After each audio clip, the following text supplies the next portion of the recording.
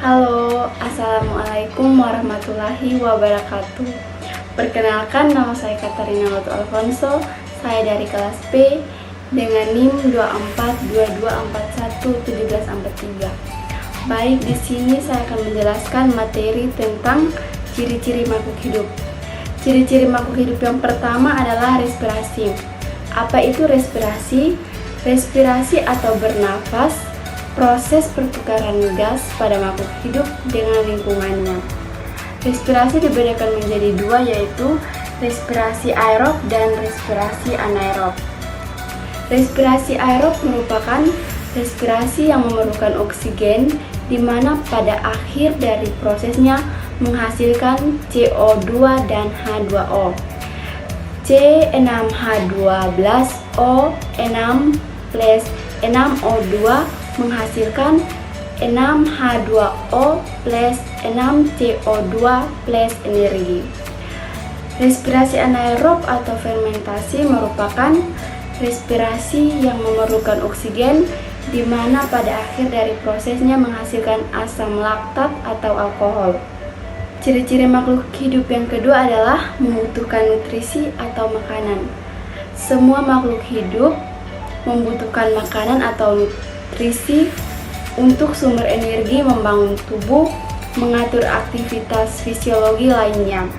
Jenis atau zat makanan dan cara memperolehnya berbeda-beda tergantung jenis makhluknya.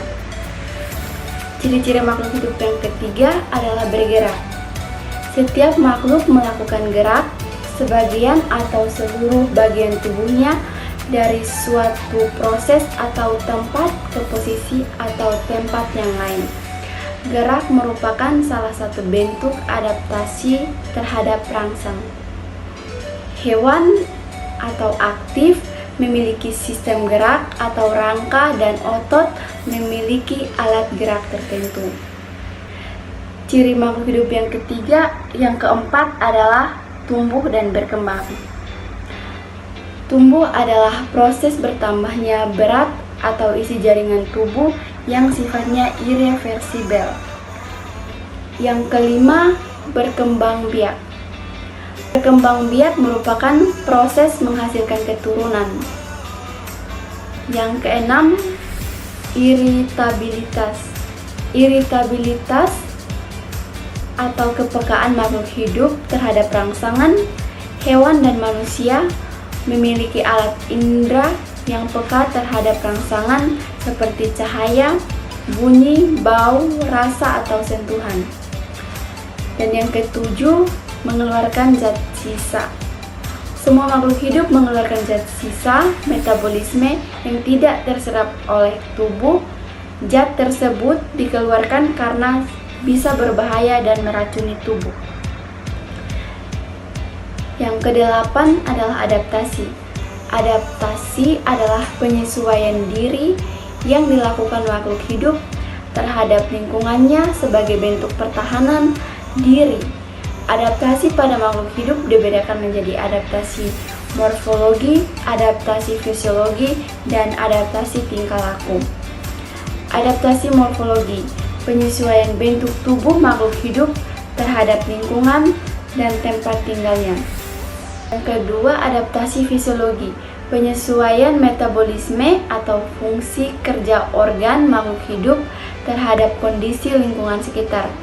Adaptasi ini menjadi salah satu penyesuaian diri yang cukup sulit diidentifikasi sebab proses ini terjadi di dalam tubuh.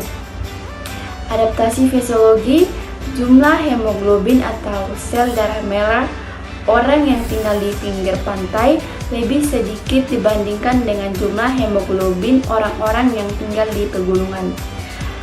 Adaptasi tingkah laku, penyesuaian tingkah laku hidup terhadap situasi serta keadaan di lingkungan tempat tinggal. Baik, sekian dari hasil materi saya. Assalamualaikum warahmatullahi wabarakatuh.